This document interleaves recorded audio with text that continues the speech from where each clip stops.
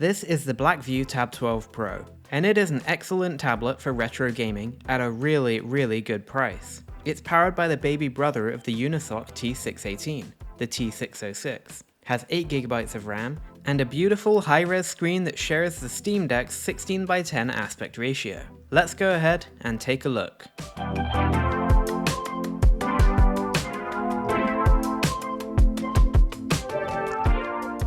Hello and welcome to Retro Breeze. Initially, I thought the Tab 12 Pro might not be immediately relevant to this channel, but with a closer look at the spec sheet, I was curious about the chipset and the screen ratio. And I just want to say thanks to BlackView for sending me this tablet to review. The box looks expectedly Apple-like, and inside the box you get a very nice folio case, a screen protector, and a charger. So really the full package. The tablet makes a big impact right away with its seriously excellent build quality, with the whole thing being made of anodized metal, with a shockingly small 7.4mm thickness and a noticeably light weight of 430 grams. And after you power it on, you'll be greeted by the absolutely gorgeous 16:10 aspect ratio display. It has a resolution of 1920 by 1200 and is seriously impressive for a tablet of this price. The colors, sharpness, and viewing angles are absolutely fantastic. The Android operating system here is called Dokey OS, and it's minimal and close to stock Android, with almost no bloatware at all. This OS offers a couple of interesting features, including a game mode, which actually doesn't seem to do much other than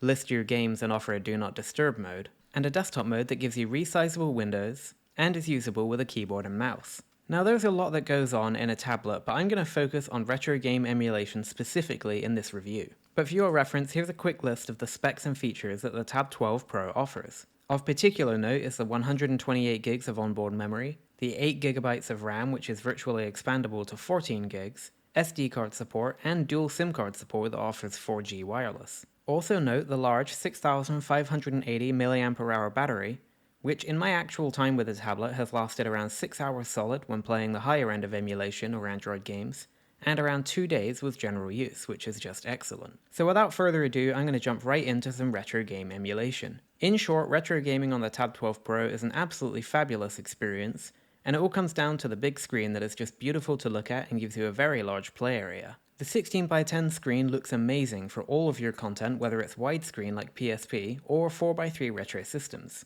You get a huge game area of 9¼ inches for 4:3 content like Mega Drive and Super Nintendo, and it looks absolutely fantastic with super crisp pixels thanks to the high resolution screen. There's more than enough performance here to play all of the most demanding 2D games like Yoshi's Island on Super Nintendo. For the Game Boy Advance's wider screen, you get a huge 9.5-inch game area, or you can stretch it to full screen and it still looks great if you don't mind a few skewy pixels. With the widescreen WonderSwan, you get an almost full-screen experience at 9¾ inches. And overall, for 2D retro systems, you just get a big, beautiful play area in a thin, light, and portable device. Because it's Android, you can bring your favorite wired or wireless controllers to play on as well. And if you want to play vertical arcade games, they work perfectly too on the Tab 12 Pro. However, my most played system on the Tab 12 Pro is Nintendo DS, because this is just a surprisingly incredible DS machine. With the tablet and landscape mode, you get two big 5¼ inch screens with plenty of blank space underneath for on-screen controls if you want. However, the magic really happens when you use a vertical orientation. For this setup, I bought a ridiculous clip-on gamepad from my favorite team of nutcases over at iPega. It's called the Red Bat, and it's designed for use with tablets and costs about $20. It's not the best controller out there, but it works perfectly for the Tab 12 Pro. With the Red Bat attached and the tablet in vertical orientation, you essentially have a giant non-folding Nintendo DS, with two massive screens, plenty of room for touch, and of course physical controls too. This has by far become my favorite way to play Nintendo DS games. I mean, look at it, it's totally nuts, but it actually plays extremely well, and isn't all that unwieldy either. In this configuration, each DS screen is just over 6.5 inches diagonally, which is amazing. Honestly, when I got this tablet, I never imagined it would become my go-to Nintendo DS machine, but here we are. By the way, if you want to play DS with a large primary screen on landscape, you get an 8¼ inch game area on the primary, with the secondary being a diminutive 1.5 inches, but that's still okay for the occasional tap. So anyway, let's move on and talk about performance and 3D systems. For PlayStation 1, you can usually upscale your games to 3x or 720p and still get flawless performance on most games. Sometimes you might need to move it down to 2x, and for some games you might even be able to hit 4x as well. Regardless, PlayStation 1 looks great even at 1x, so it's all your preference. Getting up to Dreamcast, you're most certainly going to be playing at 2x, but you'll need to drop it down or maybe even be able to notch up in some games. Really though, you're hitting the upper limit of the T606 chip here. And when you need to play something like Dreamcast at 1x, the big screen kind of starts working against you, because it exposes all the jagged lines and pixelation that you might not notice on a smaller screen. Even so, Dreamcast is still perfectly playable in most games other than the low resolution, and at 1x there's typically no performance drops at all. And it's a similar story for PSP. You can play almost anything at 1x or 2x, and most games should stretch to 3x, but you'll definitely start to hit slowdown beyond that. PSP just looks fantastic on this big screen though. And performance in Nintendo 64 was surprisingly good as well, with most games working just fine upscaled to 720p. But again, you should expect to have to lower a few games as well. However, I will say that most N64 games look just fine at 1x on this device, because of the less detailed visual style of N64 games. And when it comes to Sega Saturn, well, unfortunately I wasn't actually able to get any game working on this thing at all. Games either blacked out or just crashed, regardless of what settings I tried. And this is the first time I've ever seen this happen with the Yaba Sanshiro 2 app. And it's odd because there should be enough power here to play these games at least at native resolution, if not more. But I guess there's some kind of software issue because it just doesn't work. I even tried using RetroArch cores for Sega Saturn and the results were largely the same. Either black screens or just constant crashes. I find this really strange because I've never witnessed this behavior before, especially using completely different emulators, but for right now, Sega Saturn seems to be off the table for this device. And finally, I'm going to talk a little bit about GameCube, but definitely don't get too excited. There are a handful, and I mean maybe under 10 games, that will be a little bit slow but maybe playable on this device. You'll probably have to go heavily into tinkering and compromise territory, but if you use PAL ROMs you might be able to play 1 or 2 games, but don't expect anything more. I was playing a little bit of Sonic Heroes and it has some stutter and slowdown, the audio didn't sound great, but it was overall a pretty playable experience.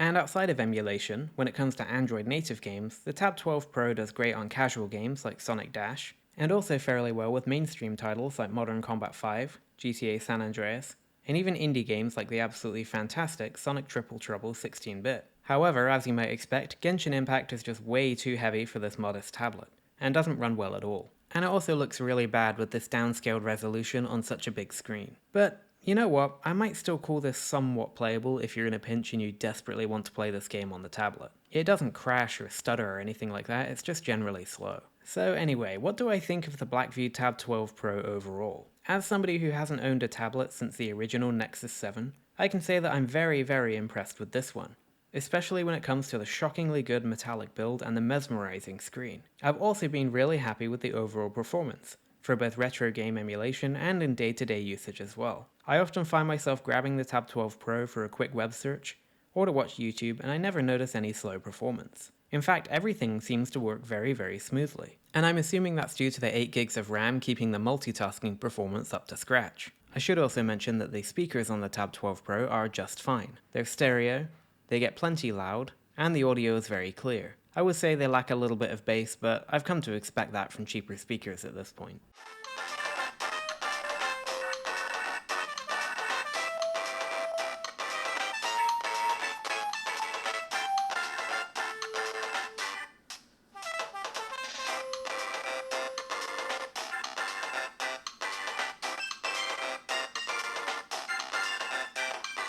The only real problem with the speakers is their placement, because if you're holding this tablet in your hands in landscape orientation, you'll definitely find yourself blocking one of the speakers. I don't really think there's a good solution to this other than adjusting your grip, but it's just something to be aware of. And there's a similar problem with the headphone jack as well if you're using a wired headset. The port is positioned way down in the corner of the device, which is kind of an odd placement. And if you're holding this device in landscape orientation, your hand is definitely going to clash with your headphone cable. It's just kind of a weird placement. But my solution to this is to just use the device in reverse landscape mode, which works just fine. The tablet is lightweight, it comes with a great case included in the box, and realistically I don't have any real complaints about it. Well, other than the crazy slow charging speed. It is really slow. But since I've been charging it overnight, it hasn't really been an issue for me. And the battery lasts so long that I haven't found myself desperate to find a charger at any point. For gaming, it's just such a fun device. The screen is big enough with amazing colors, brightness, and viewing angles to feel really immersive and even TV-like, and the 16:10 aspect ratio just looks fantastic, no matter what type of game that you're playing. DS is the real killer app here, and with the red back controller attached, it is genuinely a joyous experience. Native games mostly work well, and game streaming using Moonlight works flawlessly too, thanks to the good Wi-Fi performance. The performance overall isn't necessarily high-end for emulation, but it certainly works well enough for anything PSP, Dreamcast and below. I just wish I could have gotten Sega Saturn working, but maybe it will after an update or something. In the end, I'm really happy with the overall package offered here, and for just over $135 on Amazon, I think this is tremendously good value for what you get. Even with half of the emulation performance, I'd be happy with this tablet for that price. It really is phenomenal. And when you really consider what's on offer here with the all-metal body, the really decent chip, a huge battery, a minimal and snappy Android OS, and all the flexibility that comes with that in regards to apps, multiplayer games, streaming, media consumption and such, I really recommend the BlackView Tab 12 Pro for anybody who's looking for a budget, but still pretty darn good tablet. I'll leave links for Amazon US, Amazon UK, and BlackView's website in the description box below, just in case you want to pick up a BlackView Tab 12 Pro for yourself. And if you do feel like picking up this tablet, I've got some exclusive coupons for you as well. If you're in the UK and using amazon.co.uk, you can use the code TAB12BREEZE to get an additional 2% off of your order. And if you're using amazon.com in the US, then you can use the code BREEZE12PRO for 2% off as well. These coupons are time limited, so be sure to check the description box below to make sure that you're still within the time frame for using them. Just don't forget to add an iPega Redback controller to your cart as well. It really does improve the experience, although I should mention that the D-pad is terrible. Anyway, I'd like to give a big thanks to BlackView again for sending me this tablet to review. It has honestly really surprised me, and I'm definitely interested to check out some more tablets, especially more gaming focused ones in the future. That's it for this one. Thank you very much for watching Retro Breeze, and I look forward to seeing you again very soon.